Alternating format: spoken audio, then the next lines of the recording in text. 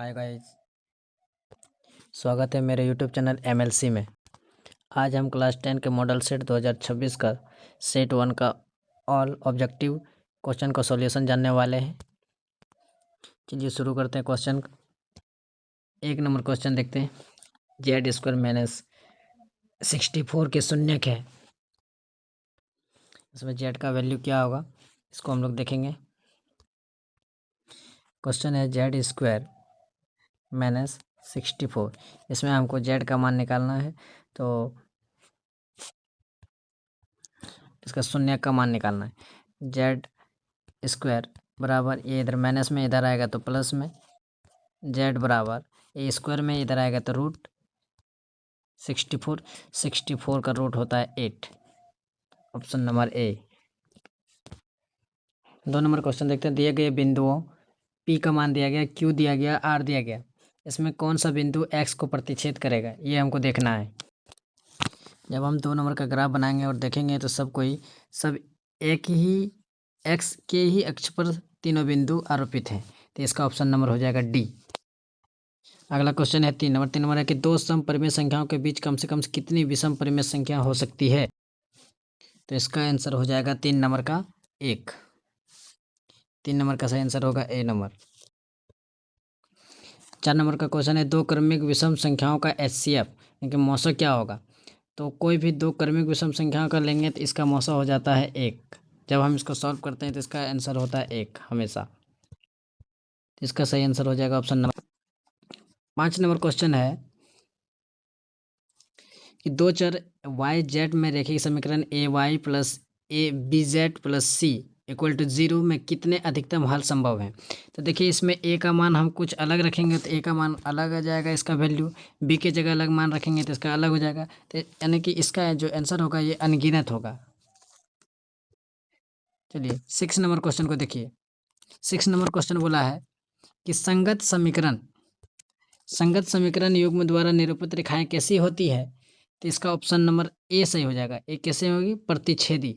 जो हम लोग A1/A2 बराबर B1/B2 बराबर C1/C2 इस तरह का जो हम लोग सीखे हैं।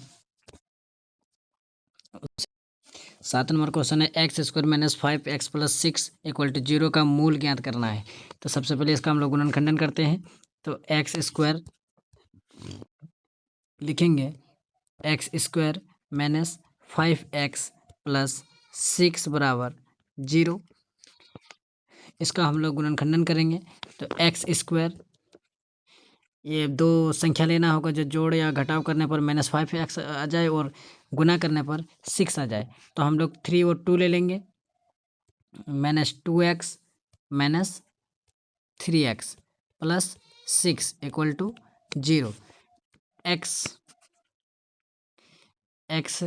इसमें कॉमन आ जाएगा तो कुछ नहीं तो 1 बचा, 1 माइनस 2। इसमें -3 कॉमन लेते हैं, और यहाँ पे एक्स स्क्वायर है तो यहाँ पे 1 नहीं, यहाँ पे x बच जाएगा। यहाँ पे बच जाएगा क्या, x। यहाँ पे x कर दीजिए, x बचा यहाँ 2। फिर यहाँ 3 मैंने कॉमन कर दी तो यहाँ बचा x। यहाँ प्लस है तो यहाँ हमको माइनस लेना होगा, ये हो गया x माइनस 2। जब भी हम लोग गुणनखंडन करेंगे, जब हम लोग कॉमन लेंगे तो हमेशा ये अंदर वाला वैल्यू जो है वो सेम आएगा। इसके बाद क्या बचा, x माइनस 3 और यहाँ x माइनस 2। तो इसका मूल हो जाएगा x बराबर 3 और x बराबर 2। तो यानी कि इसका दोनों ऑप्शन है, तो ये हो गया ऑप्शन नंबर डी। अगला क्वेश्चन है कि दो लगातार विषम धनात्मक पूर्णांक ज्ञात कीजिए जिनके वर्ग का योग 202 है। तो हम लोग सिंपली से ऑप्शन को चेक करते जाएंगे। तो देखिए 15 का स्क्वायर क्या होता है, 15 का वर्ग होता है, 15 का वर्ग होता है 15 का स्क्वायर कितना होता है, 15 का स्क्वायर होता है 225। तो देखिए हमको तो ये 202 ही इसका योग होना चाहिए दोनों का, तो ऑप्शन नंबर ये तो होगा नहीं, खत्म। अब ऑप्शन नंबर बी को चेक करते हैं। ऑप्शन नंबर बी में क्या है, 9 और 11। तो 9 का स्क्वायर कितना होगा 81, और 11 का स्क्वायर, 11 का स्क्वायर होता है 101। तो दोनों को जब ऐड करेंगे तो कितना आएगा, एक एक दो, 8 2 10 की 0, हाथ में एक और एक दो, 202, यानी कि किस में आया, तो ऑप्शन नंबर बी में। तो इसका सही आंसर हो जाएगा option number B. Question number 9 को देखेंगे। निम्नलिखित में से कौन एपी नहीं नहीं है? ध्यान देना, नहीं है इसमें है। इसमें क्या होगा देखो, एपी कौन होगा? जो लगातार जो सेम सार्वंतर लेकर के नहीं चलता है, जो आगे बढ़ रहा है। तो देखिए इसमें पहला पद है 2, दूसरा पद 4, तीसरा पद 6। ऑप्शन नंबर ए को देखेंगे। ऑप्शन नंबर ए में क्या है?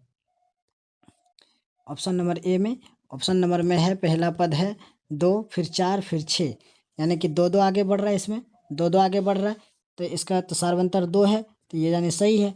अब बी नंबर देखेंगे। बी नंबर में देखिए 1 है, इसके बाद 9 है, यानी कि 1 के बाद 9, कितने इसका सार्वंतर आ जा रहा है? सार्वंतर 8 आ रहा है।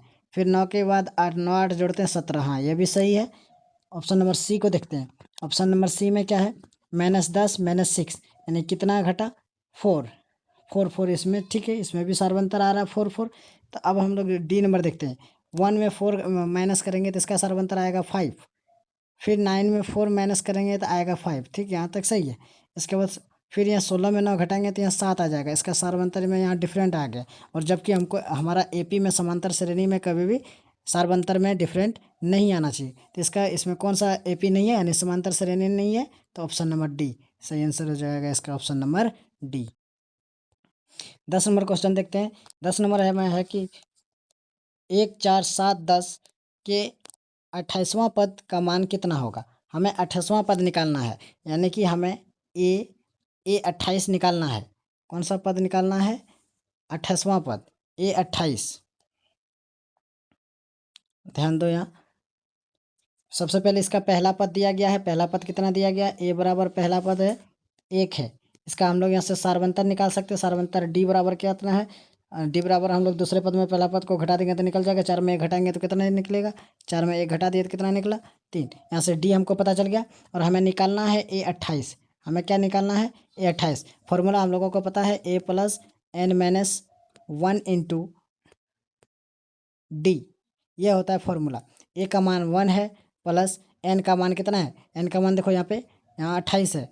एन का मान 28 माइनस 1, 28 माइनस 1, और 28 माइनस 1 गुना डी का मान कितना है? डी का मान है 3। तो यहाँ से कितना हो गया?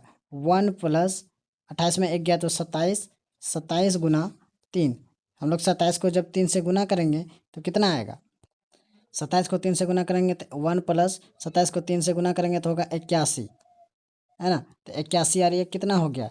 81 और 1 82, 81 1 82। तो इसका सही आंसर हो गया कितना? 82। 82 कितने नंबर ऑप्शन में है? सी नंबर ऑप्शन में। इसका सही आंसर हो गया सी नंबर। अगला क्वेश्चन है 11 नंबर के, दो समरूप त्रिभुजों के क्षेत्रफलों का अनुपात 16:81 है, तो उनकी संगत भुजाओं का अनुपात क्या होगा? जब हमारे पास यहाँ दो त्रिभुज है, एक त्रिभुज मान लीजिए, इसको हम लोग मानते हैं पी पी क्यू आर, और एक त्रिभुज को मानते हैं ए बी सी, इसको माने ए बी सी। ये हमारा दो त्रिभुज हो गया। दोनों त्रिभुजों का क्षेत्रफलों का अनुपात दे दिया गया है। दोनों त्रिभुज का क्षेत्रफल का अनुपात दे दिया गया, हमें उनकी संगत भुजाओं का अनुपात पूछा है। तो हम ले सकते हैं कि ए बी का स्क्वायर बराबर होगा पी क्यू का स्क्वायर, यानी कि दोनों का होल स्क्वायर कर सकते हैं। दो समरूप त्रिभुज है पी क्यू आर और ए बी सी, तो हम जानते हैं कि ए बी बटे पी क्यू का दोनों का स्क्वायर बराबर होगा बी सी, और क्यू आर दोनों का स्क्वायर होगा, ये इसका और इसका, ये दोनों भुजा बराबर होगी। इसकी ये भुजा और ये भुजा बराबर होगी, तो वही की है। तो इसके भुजाओं का अनुपात पूछा है, तो 16/81, तो दोनों का स्क्वायर हो जाएगा स्क्वायर।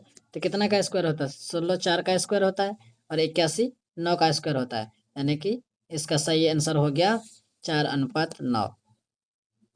4:9, इसका ऑप्शन नंबर सी नंबर सही है। चलिए देखते हैं, सम चतुर्भुज के विकर्ण 12 सेंटीमीटर और 16 सेंटीमीटर दिया गया है, तो इसकी प्रत्येक भुजा की लंबाई क्या होगी वो देखते हैं। तो हमारे एक विकर्ण मान लीजिए ये है, तो एक ये विकर्ण दिया गया है हमारा 12 सेंटीमीटर। 12 सेंटीमीटर यानी कि ये है 6, ये भी है 6, और यहाँ पे समकोण है। यहाँ पे कितना है? पूरा समकोण है। 6 6 12 हो गया, और इधर से ये 16 सेंटीमीटर है, तो यानी कि इस हाफ हाफ कर देते हैं तो 8 8 हो जाता है। इसकी 8 8 हो गई, ये 8 हो गई, ये 6 हो गई, ये समकोण त्रिभुज। अब एक त्रिभुज को लेकर के हम लोग चलते हैं, तो ये त्रिभुज को लेते हैं, इधर 8 हो गया, ये 6 हो गया, ये समकोण त्रिभुज है। समकोण त्रिभुज में क्या होगा, तो हमें पाइथागोरस से हम निकाल लेंगे, पहला भुजा दिया है, दूसरा भुजा है, हम ये तीसरी भुजा निकालेंगे, तो ये क्या है, ये कर्ण है। तो कर्ण बराबर हम लोगों को पता है इसका फॉर्मूला, तो हमारे एच बराबर फॉर्मूला होते हैं, एच बराबर root under P square plus B square. P कितना है, 6 है, 6 का स्क्वायर प्लस बी का स्क्वायर 8 का स्क्वायर, तो 6 के 36, 36 प्लस 88 64, तो 36 प्लस 64 का जब ऐड करेंगे तो ये हो जाएगा 100। 100 का रूट होता है 10। ऑप्शन नंबर इसका हो जाएगा सी, ऑप्शन नंबर राइट सी। 13 नंबर क्वेश्चन है, दो अक्षों के प्रतिच्छेदी बिंदु को क्या कहते हैं। तो दो अक्षों के प्रतिच्छेदी बिंदु को क्या कहते हैं, चलो देखते हैं। दो अक्ष, एक्स अक्ष और वाई अक्ष, तो दोनों का जहाँ प्रतिच्छेद करता है, यहाँ का नाम क्या है, यहाँ का नाम है मूल बिंदु, ओरिजिन, जिसका मान होता है 0 0। इसका कहाँ है, मूल बिंदु, ऑप्शन नंबर बी सही आंसर हो जाएगा। 14 नंबर क्वेश्चन है कि वाई अक्ष से 8 इकाई युग्म और एक्स अक्ष पर एक बिंदु P स्थित है, तो बिंदु P के निर्देशांक क्या होगा। बहुत आसान क्वेश्चन है, देखिए ये हो गए वाई अक्ष, ये हो गए एक्स अक्ष। यहाँ पे बोला गया है 8 इकाई युग्म, वाई अक्ष से 8 इकाई युग्म एक्स अक्ष पर, तो एक्स अक्ष पर यहाँ पर है ना, एक्स अक्ष पर यहाँ पर है, तो बिंदु P स्थित है, यहीं पे बिंदु P स्थित है, बिंदु P का मान, तो एक्स अक्ष में 8 हो गया और वाई अक्ष में 0, तो इसका ऑप्शन नंबर हो जाएगा ए नंबर सही, 8 और 0। 15 नंबर क्वेश्चन है कि यदि cos a बराबर 3/5 है तो sec a का मान कितना होगा। तो सबसे पहले हम लोग लिखते हैं cos a बराबर, cos a बराबर क्या दिया गया है, cos a बराबर लिखिए, cos a बराबर दिया गया है 3/5, और हमको sec a का मान पूछा गया है, हमें sec a का मान बताना है। तो cos बराबर फॉर्मूला क्या होता है, cos बराबर फॉर्मूला होता है b/h, तो b का मान कितना है, 3/5 हो गया। यहाँ से हमें ये पता चल गया कि b बराबर हो गया 3 और h बराबर हो गया 5। हमें निकालना किसका है, सेक ए बराबर, सेक ए बराबर फॉर्मूला क्या होते हैं, तो कॉस का ही उल्टा सेक होता है, इसका h/b होते हैं, तो h/b, h का मान हो गया 5 और b का मान हो गया 3, तो 5/3, इसका ऑप्शन नंबर सी हो जाएगा सही, 5/3। 16 नंबर क्वेश्चन है, सेक ए प्लस टेन ए इंटू 1 माइनस साइन ए बराबर क्या होगा। तो चलिए क्वेश्चन को लिखते हैं, सेक ए प्लस टेन ए इंटू 1 माइनस साइन ए लिख लिए। इसके बाद हम लोग क्या करेंगे, सेक ए को हम लोग चेंज कर देंगे, सेक ए को हम लोग चेंज करेंगे, तो चेंज करेंगे क्या होगा, 1/cos ए, 1/cos ए, और टेन ए को चेंज कर देंगे तो टेन ए बराबर क्या हो जाएगा, साइन a/cos ए हो गया। और इधर जो है उसी को लिख देंगे, इधर लिख देंगे 1 माइनस साइन ए, 1 माइनस साइन ए। इसके बाद यहाँ कॉस और कॉस आ गया, तो कॉस और कॉस का लघुत्तम कर देंगे, कॉस कॉस का लघुत्तम करेंगे तो कॉस ए हो जाएगा, कॉस ए बराबर इसका हो जाएगा 1 प्लस कॉस ए मिल गया तो इसका हो जाएगा साइन ए, साइन ए, फिर यहाँ हो जाएगा 1 माइनस साइन ए।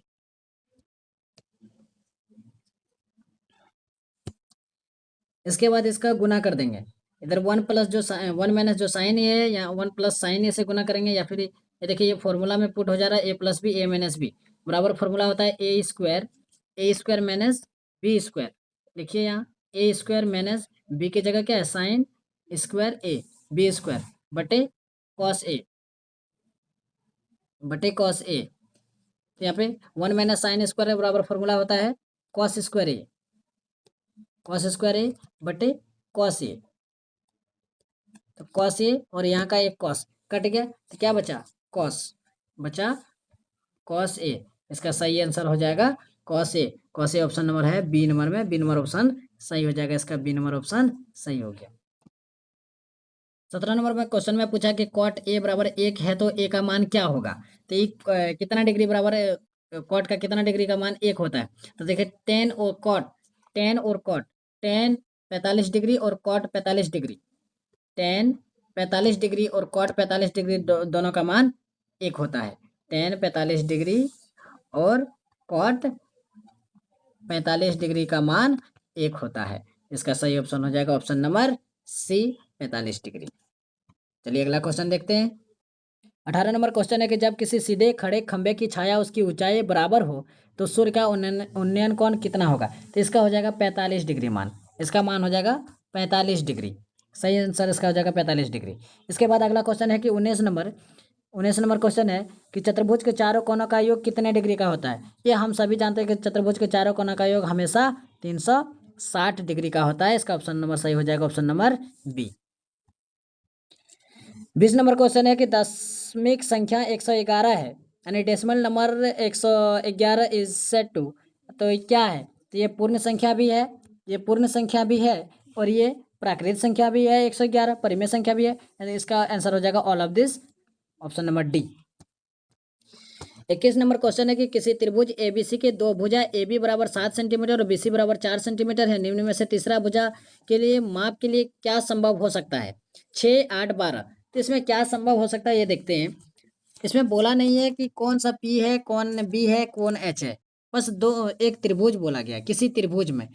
तो किसी त्रिभुज में देखते हैं, तो हम लोग हमेशा जानते हैं कि किसी भी त्रिभुज में क्या होगा किसी भी त्रिभुज में क्या होगा, जब हम लोग इस तरह निकालते हैं तो इसका मान और इसका मान, ये दोनों का मान जो है हमेशा ये दोनों से बड़ा ये कर्ण का मान होता है, यानी h का मान हमेशा बड़ा होता है। तो जब हम लोग इसका क्या करेंगे, जब इसका हम लोग मान लीजिए इसको 7 मानते हैं और इसको 4 मानते हैं, ABC इस प्रकार मानते हैं, ABC इसको 7 माने इसको 4 माने, तो इसका क्या हो जाएगा, पाइथागोरस प्रमेय कहता है कि ई दोनों का स्क्वायर h होता है।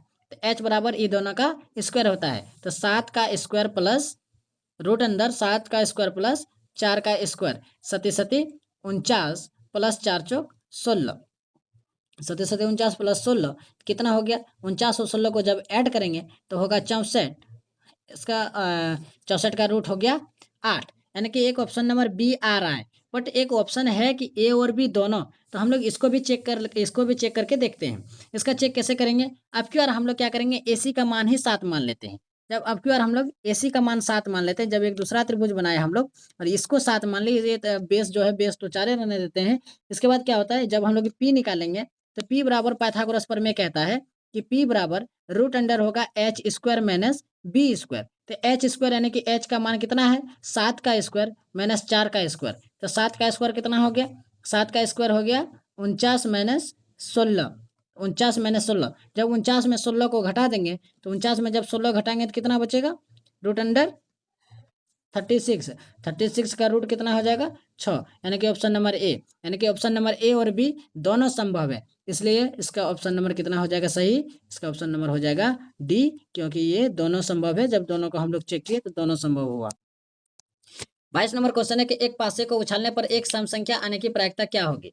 तो एक पासा को हम लोग को उछालेंगे तो पासा में हो सकता है कि एक आए या हो सकता है दो आए, 1, 2, 3, 4, 5, 6, टोटल 6 संख्या होते हैं। हमें बोला है सम संख्या, सम संख्या क्या क्या होता है, तो सम संख्या होते हैं क्या, 2, 4, 6, यही तीनों है सम संख्या। तो सम संख्या आने के अनुकूल परिणामों की संख्या कितनी हो गई, यानी कि सम संख्या कितने हो गई, सम संख्या हो गई 3।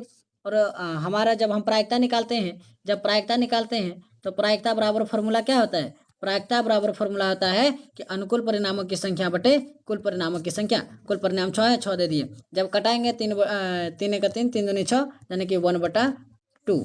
तो 1/2 कितना है, ऑप्शन नंबर में है ऑप्शन नंबर बी। इसमें समझ, निश्चित होने वाली घटना की प्रायिकता होती है, तो निश्चित घटना की प्रायिकता हमेशा 1 होती है, ये हम पहले भी बताए हैं। निश्चित घटना की प्रायिकता कितनी होती है, 1 होती है। 23 नंबर का ऑप्शन नंबर हो जाएगा डी। 24 नंबर क्वेश्चन है, एक पासा को उछाला जाता है तो 3 के गुणन संख्या आने की प्रायिकता क्या होगी? तो देखिए पासा को जब उछालेंगे तो उसके कुल परिणाम क्या क्या हो सकते हैं वो देखते हैं। उसका कुल परिणाम 1, 2, 3, 4, 5 और 6। बट इसमें बोला है कि 3 के गुणांक, तो 3 के गुणांक क्या हो सकते हैं, एक 3 होगा और एक 6 होगा। तो इसके कितने परिणाम हुए, 2, यानी कि अनुकूल परिणामों की संख्या कितने हो गई, 2, और इसके कुल परिणामों की संख्या 6। तो जब कट जाएगा 2 एका 2, 2 तिया 6, तो इसका सही आंसर हो गया 1/3। इसका ऑप्शन नंबर बी सही हो जाएगा। 25 नंबर क्वेश्चन है x + 3, 3x और 4x + 2 समांतर श्रेणी में हो तो x का मान क्या होगा। सबसे पहले ये समांतर श्रेणी में है, हम लोग इसका सार्वंतर निकाल लेंगे।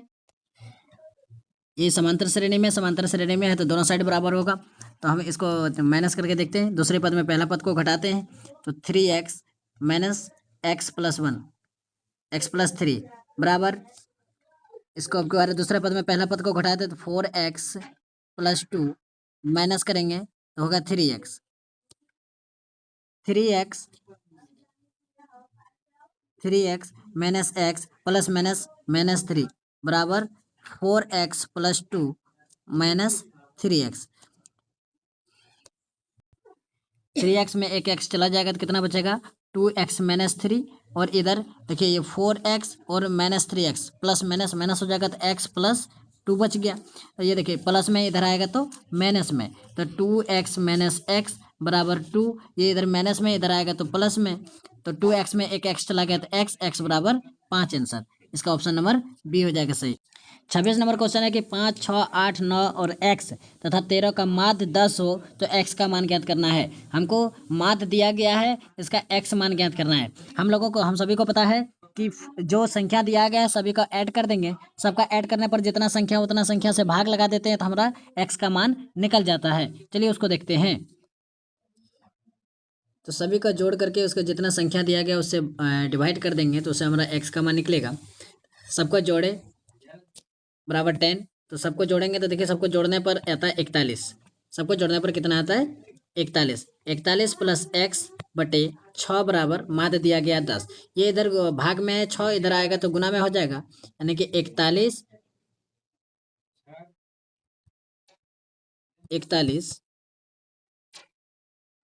+ x बराबर 10 से 60 हो गया, तो यहाँ से x बराबर 60, ये इधर प्लस में इधर आएगा तो माइनस में, प्लस में है इधर आएगा माइनस में, तो 60 में जो चल जाएगा 41, तो 60 में 41 घटा देंगे तो कितना बचेगा 19 नंबर। तो इसका ऑप्शन नंबर बी हो जाएगा। उसमें मॉडल सेट में ऑप्शन नंबर सी दिया गया है जो कि ये रॉन्ग है। 27 नंबर क्वेश्चन है 2, 6, 4, 2, 5, 0, 2, 1, 2, 3, 2 का बहुलक है। तो बहुलक हम लोग शॉर्ट फॉर्म में जानते हैं, बहुलक जो सबसे ज्यादा बार रिप्रेजेंट हुआ है उसी को हम लोग बहुलक कहेंगे। जो सबसे ज्यादा बार आया, सबसे ज्यादा बार क्या है, इसमें हम देख रहे हैं सबसे ज्यादा बार 2 दिख रहा है। देखो 1, 2, 3, 4, 5 को 2 है, यानी कि सबसे ज्यादा क्या है 2 है। इसका ऑप्शन नंबर हो गया ए नंबर सही। अगला क्वेश्चन है 28 नंबर, 8, 7, 12, 5, 10, 9, 11, 13 और 14 की माध्यिका क्या होगी। तो इसको शॉर्ट फॉर्म में माध्यिका कैसे निकालते हैं वो देखिए। सबसे पहले इसको हम लोग आरोही क्रम में लिखेंगे। सबसे पहले लिखेंगे आरोही क्रम में, आरोही क्रम में लिखते हैं। चलिए देखिए क्या है 7, 8, 9, 10, 11, 12, 13, 14 और 15, इतने ही संख्या है। देख लीजिए गिनती करके 1, 2, 3, 4, 5, 6, 7, 8, 9, इधर भी 3, 6, 9, ठीक है। अब देखिए चलिए इधर से हम लोग देखते हैं तो क्या देखेंगे, दाएं साइड से बाएं साइड से संख्या लेंगे, जो बीच में शेष बच जाएगा वही माध्यिका होती है। तो देखिए इधर से भी 2 संख्या लिए, इधर से भी 2 संख्या लिए, फिर इधर से 2 संख्या लिए, इधर से 2 संख्या लिए, देखिए क्या हो गया बीच में 11 बच गया, यानी कि इसका सही आंसर हो गया 11, option number B. 29 number question है कि यदि 2 वृत्तों के केंद्रों के मध्य दूरी उनकी त्रिज्याओं के योग से अधिक हो तो उनकी उपनिष्ठ स्पर्श संख्या क्या होगी। तो देखिए 2 त्रिभुज है, ये 2 त्रिभुज है। देखिए 2 त्रिभुज के मध्य बिंदु केंद्र यानी केंद्र के बीच की दूरी, इधर से 1, 2, 3 और एक नीचे 4, इसकी टोटल संख्या कितने हो गए 4, स्पर्श रेखाएं कितनी हो जाएगी 4। 2 गोले का आयतन का अनुपात दिया गया है 64 और अनुपात 27, उनके पृष्ठ क्षेत्रफल का अनुपात निकालना है। तो 2 गोले का अनुपात बराबर फॉर्मूला क्या होता है, 4 पाई आर क्यू ना।